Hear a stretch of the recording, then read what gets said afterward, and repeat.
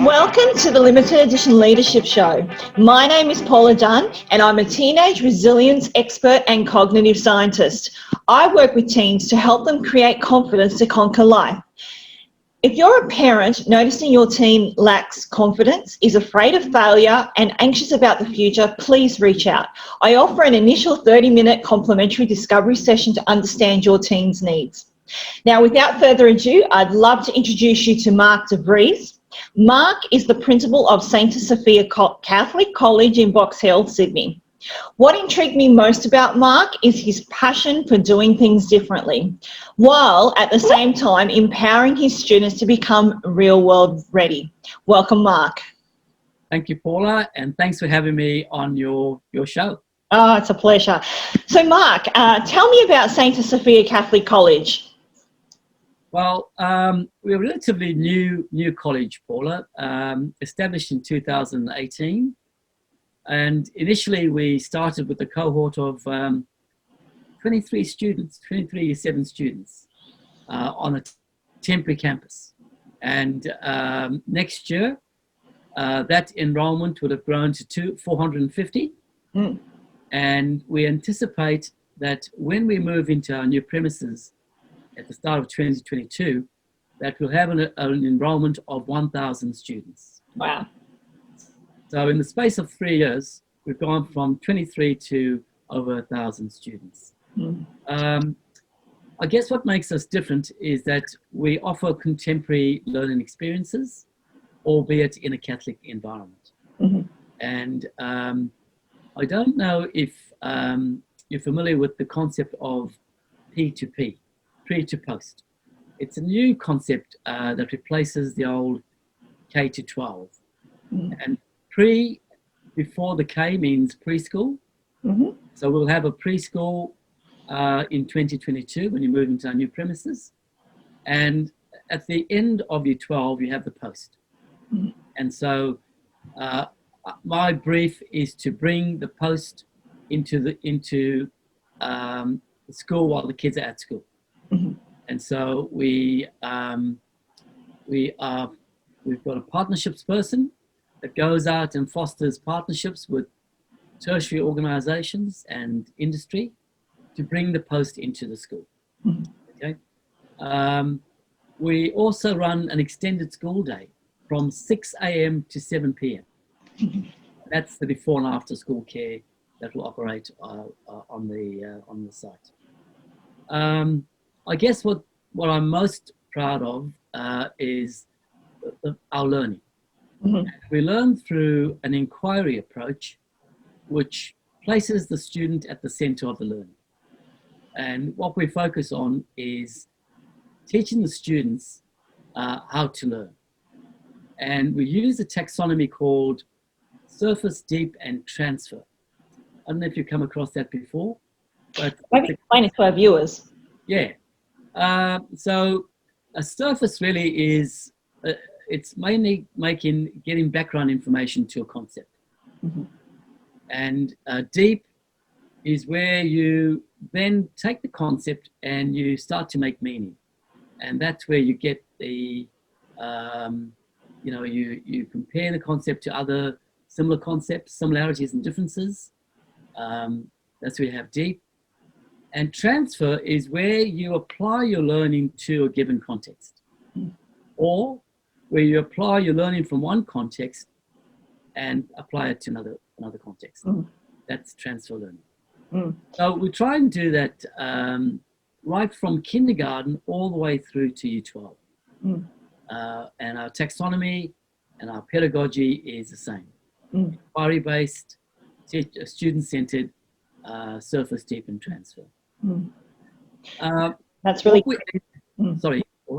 I was going to say that's a really great concept, especially having been a hiring manager myself in corporate and really wanting employees to be able to utilise the skills that they've developed at school or at university and actually apply them and to transfer them in their daily work. So I think what you're currently doing in the school to set the kids up and preparing them to actually have that kind of mindset is really valuable for the future of work. And you know, you're so right, because I ask anyone who's viewing this, I ask them this question: how long do you reckon is the transition time that a person who graduates from university, how long is it before that person gets a full-time position in work? How long do you reckon, Paula? Well, that's a good question. I would, depending on the industry and depending on the individual and how proactive they are and how well networked they are. So I always encourage my clients who are at university to start networking from that point in time and getting into the industry. Correct, yeah. It's actually, the answer is four years.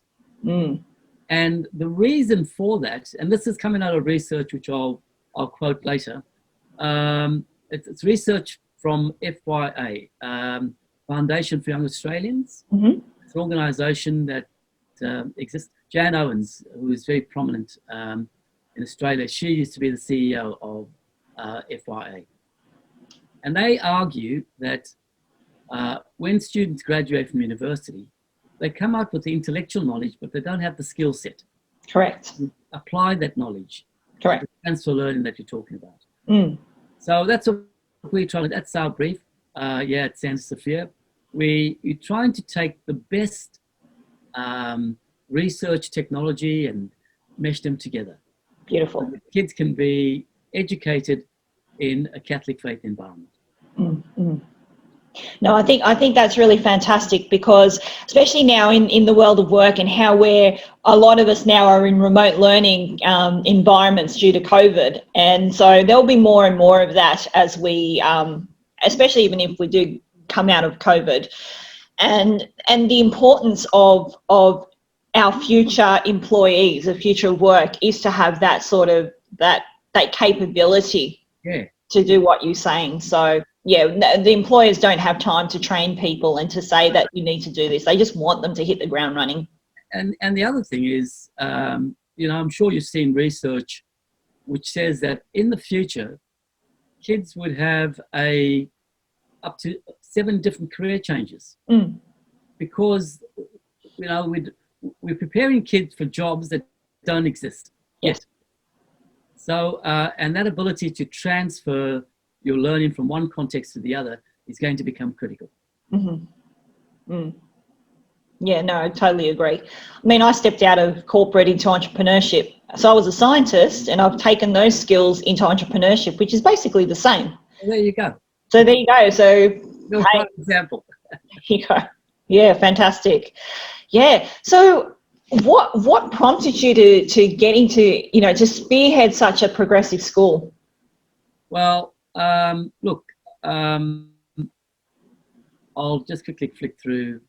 For me, being a foundation principal and being able to start with the blank canvas and totally reimagine the curriculum. I think if you spoke to any teacher, that would be their dream job. And for me, this is a dream job. I have an influence. I have the ability to influence the way kids learn. And I refer back to I've got 2 kids who are both out of school, and I hated the way they learned when they were at their schools. I hated the fact that I had to wait until 6 months or a semester before I got any report back from them. Yeah, it's too long time. Yeah. Right. So I said, if I do become a principal of a school, I'll make sure that never happens. That we will report to parents 24/7. And I'll take you through how we do that at Santa Sophia later in the interview. So what prompted me? Well, it was always a dream. I didn't think I'd get to this point, to be honest with you. It was pure coincidence, and you know, I was asked to apply for a position. I went in, I did my best, and eventually I got the position. You know, so a bit of luck, but it's a dream job. You're very humble, Mark. You know, to be, and I think Santa Sophia College is very, very lucky to have you actually as a principal. And so out of my experience working with various principals around Australia, I find definitely you can tell the ones that want to make a difference and those that want to just keep with the status quo. So it's all about culture of the school. Is all starts with the leader, which is the principal, which is you. But look, thank you, and thank you for those kind words. But my mantra is, good teachers make good schools, right? And I've been fortunate in starting small. I've been fortunate enough to handpick some of my key staff, and you know, because I don't teach a single kid at the school, right? And school is about learning, so you have to rely on good teachers to make. I can influence the culture, yes, but I don't teach any kids, and I have to rely on good teachers to provide the good learning that makes a good school. Yes, but you definitely handpick the teachers, which means that they share common values and a vision for what you want. Yeah, fantastic. Yeah. So if you could wave a wand, what would be 3 things you would change about the education system? Oh, look, that's an interesting question. Look, I don't know if you are familiar with, let me just see if I've got it on the slide here. We've just had a massive review of the New South Wales curriculum. Professor Masters did the review. And honestly, I would implement every single recommendation in that report, right? He talks about kids learning at their own pace. He speaks about a focus on skills as opposed to outcomes. He speaks about giving more empowerment to principals to run the school, and less standardized testing. So I think we've got a blueprint from Professor Jeff Masters on his curriculum review as to what schools should look like in the future. I would go with every single thing that he has said. Okay, great. It's really good to hear. And so what else would you like to share with everyone today? Well, I'd like to share with people about how we are different. Yes. Makes us unique. And I've alluded to a couple of these things already. The fact that we focus heavily on future workplace skills, and we teach these explicitly right from kindergarten up. The fact that our students in the high school have a digital portfolio, which is a portfolio of all their work from 7 to 12. And they've got various sub-pages for each subject. And the sub-pages, the first one is entitled, Where Am I Now in My Learning? And the next one is, Where Am I at right now? And my next steps. And so what we try and do is, through using the portfolios, we try and get the kids to reflect on their learning. And in year 7 and 8, we've got a scaffold. And hopefully our year 9s don't have the scaffold, because hopefully that the kids would use the scaffold, and by the time they get to year 9 and 10, 11 and 12, they'll be able to self-reflect without the use of a scaffold. So, so the digital portfolio then records all their assessments, the grades, the feedback that the teachers give them, how the kids reflect and feed forward, and the parents are shared into it. And this is how my parent community are kept in the loop 24/7. All the parents need to access the digital portfolio, because it is a Google site, is they need a Gmail email, and then they can look at the kids' learnings 24/7. In primary school, we don't have a digital portfolio, but we've got something that's similar. We use an app called Seesaw. I don't know if you're familiar with Seesaw. No. Okay. it's a similar concept. So the parents can see the kids would look. Have you ever been? I'm trying to paint a word picture for people watching this YouTube clip. Have you ever seen primary kindergarten school kids taking an iPad and taking a picture of their work sample, uploading it to Seesaw? Oh, great. It is fantastic. And that's what our kindergarten students are doing. And then the parents can see we make 3 posts a week of the students' work and the grade they got, the feedback that the teacher has given, and it's just phenomenal, absolutely phenomenal. So that's how we report 24/7. In the high school, using the digital portfolio, and in the primary, using Seesaw. We also communicate with our parents in very innovative new ways. We've got a program called Santa Sophia Connect, and essentially it's Facebook Live. Oh, great. We survey the parents at the start of the year, and we say to them, what sort of topics do you want to talk the school to share with you and to inform you on? So this year already we've had how to build resilience, right? How to build resilience in your child.